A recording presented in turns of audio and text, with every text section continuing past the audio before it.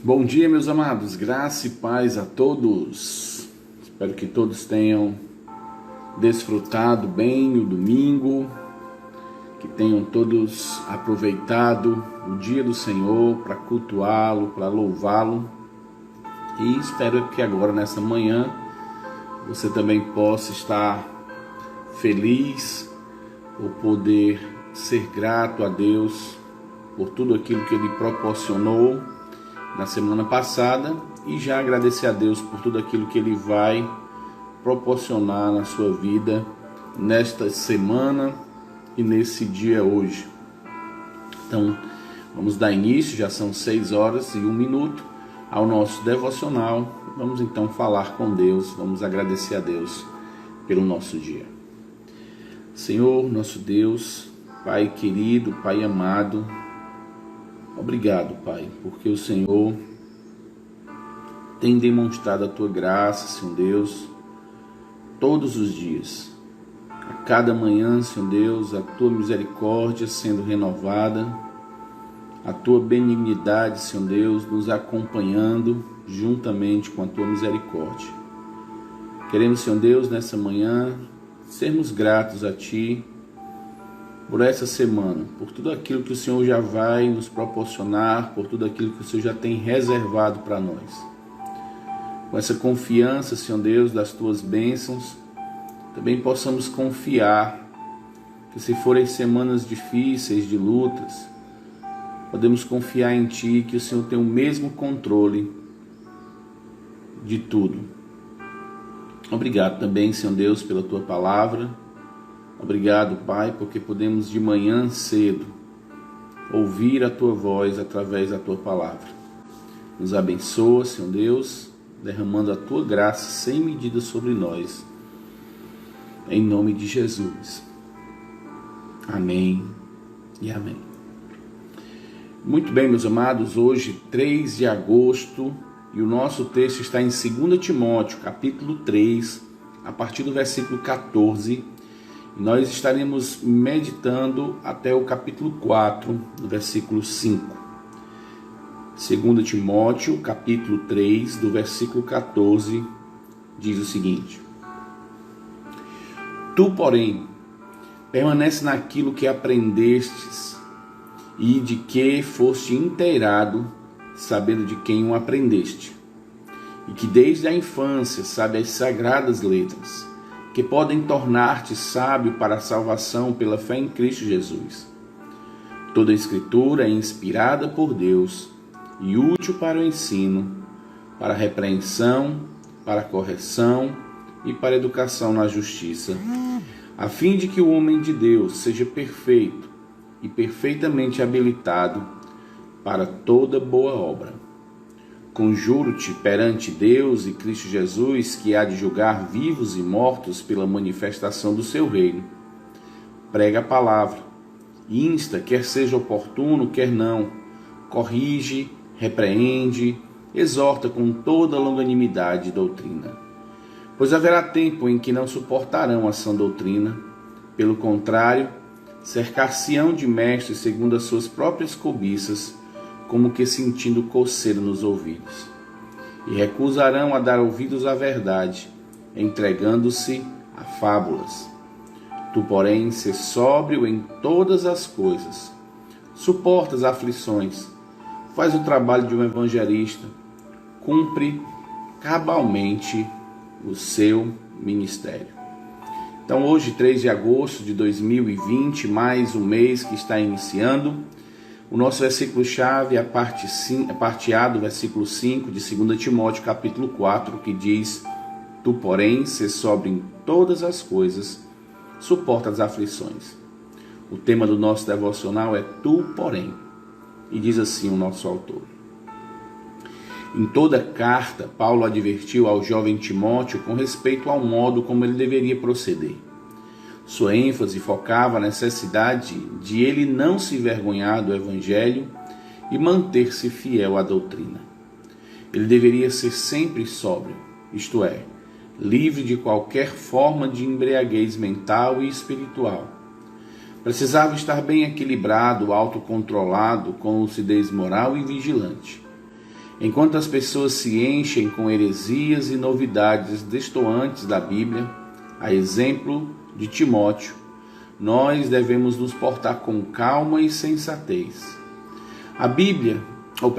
Ainda que o povo não queira dar ouvido ao ensino, Timóteo devia, e nós também devemos, persistir em ensinar, mesmo tendo que suportar aflições, por não abrir mão da verdade. Não devemos nos frustrar com a oposição, mas continuar com o nosso labor com firmeza. Sejamos incansavelmente fiéis no que Deus nos ordenou para fazer, ser um pregador do Evangelho e testemunha de Cristo. Paulo diz a Timóteo para fazer da pregação do Evangelho a obra da sua vida. Mas nada mais e nada menos. Ele diz: não fuja, não desista. As boas novas devem ser pregadas e propagadas. Timóteo deveria, e nós também, sermos pregador de uma mensagem viva, ensinando com urgência, persistência e convicção, mesmo que as pessoas viessem a trocar Timóteo por outros pregadores, com ideias fantasiosas.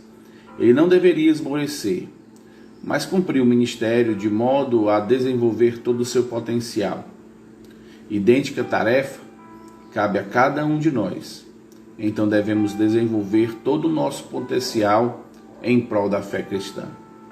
A oração do nosso autor é: Senhor, ajuda-nos a ser sóbrio em todas as coisas e suportar com paciência as adversidades, que a glória de Cristo reflita em nosso viver. Amém e amém. Muito bem, meus queridos irmãos, temos aqui um desafio para a nossa vida. 2 Timóteo, capítulo 3, a partir do versículo 14, temos aqui algo importante para podermos pensar nesta manhã. O texto diz: tu, porém, permanece naquilo que aprendeste. Infelizmente, a nossa geração tem sido aí bombardeada com novos ensinos. Pessoas que têm se achado no nível de conhecimento altíssimo e que começam a descobrir coisas com seu próprio intelecto e não movido pelo Espírito Santo, e acham que aquilo que eles vão transmitir, essa novidade, seja aquilo que todo mundo estava precisando. E aí começam a surgir as heresias, começam a surgir os ensinos que vão exatamente contra tudo aquilo que o Senhor ensinou. O nosso desejo sempre é mantermos a fidelidade às Escrituras, sermos sinceros e entendermos que não temos capacidade de um conhecimento total das Escrituras em todas as partes.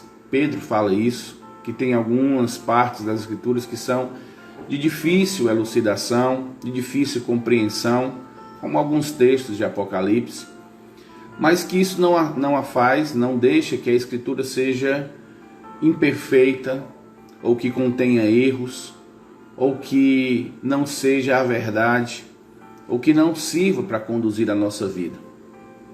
O grande problema de muitos é que não se satisfazem apenas em ouvir a voz de Deus. Precisam ouvir a voz da multidão, a voz do povo, as novas vozes que surgem, porque a voz de Deus não é mais suficiente. O nosso texto, Paulo está exortando a Timóteo que ele permaneça naquilo que ele aprendeu, naquilo que ele ouviu desde a sua infância, desde quando era pequeno. A sua avó, e a sua mãe tiveram cuidado de transmitir a ele as sagradas letras, as sagradas Escrituras, porque elas sabiam que ao conhecer a palavra de Deus, elas teriam condição de ter a convicção de que o seu filho, o seu neto, Timóteo, poderia ter sua vida transformada, seria conduzido de forma segura, estaria se afastando dos erros. O grande mal desse século grande mal de muitas pessoas é achar então que existem coisas que não são mais verdadeiras para o nosso dia, que não cabem mais para a nossa vida hoje, e aí assediados por falsos mestres, falsos pastores, devido às vezes às dificuldades da vida, então abandonam a fé, abandonam a doutrina dos apóstolos, aqueles que mantiveram a fidelidade, deixam de lado os ensinos básicos e fundamentais da fé cristã e começam a se envolver com uma teologia que são fracas ou, na grande maioria, que vão contra os ensinos do próprio Senhor Jesus Cristo. Nós que conhecemos a verdade devemos tomar para nós essa palavra de permanecermos naquilo que aprendemos, porque aquilo que aprendemos é o que nos ajuda a crescermos, é o que nos ajuda a ser sábio, e precisamos entender que é a Escritura que nos deixa habilitados a servirmos a Deus.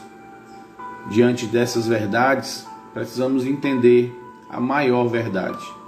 Há muito tempo, desde lá do Éden, Satanás tenta fazer com que a palavra de Deus não seja a verdade. Satanás, na sua astúcia, pega a possibilidade de distorcer a palavra de Deus e engana Eva, e assim Adão cai no pecado juntamente com a sua esposa, e nós fomos atingidos por causa disso. Satanás chega com a sua astúcia diante de Eva e diz: é certo que Deus diz que você não poderia tocar na árvore do conhecimento do bem e do mal? Ou seja, Deus não tinha dito isso. Deus já tinha dito, estava registrado de forma clara que eles não poderiam comer. A ilusão de Satanás foi tão grande que Eva diz assim: não, nem olhar nós podemos. Ou seja, foi colocando coisas que Deus não disse, mostrando aí a injustiça.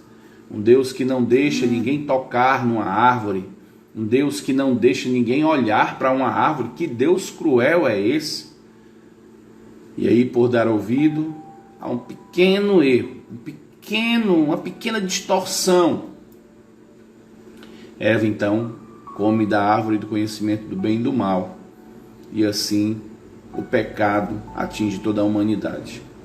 Amados, não é de hoje, como eu falei, que muitos tentam dizer que a palavra de Deus não é inerrante, não é perfeita, não é completa, que precisa de algo mais.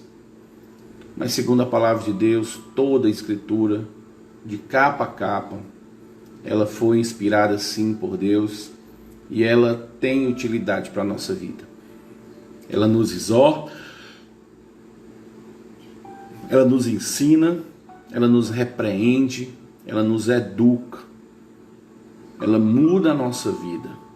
O desejo de Deus com a sua palavra é fazer com que nós sejamos perfeitos, maduros, que nós tenhamos o entendimento correto daquilo que Ele quer para a nossa vida, e Ele quer nos deixar prontos a servirmos a Ele.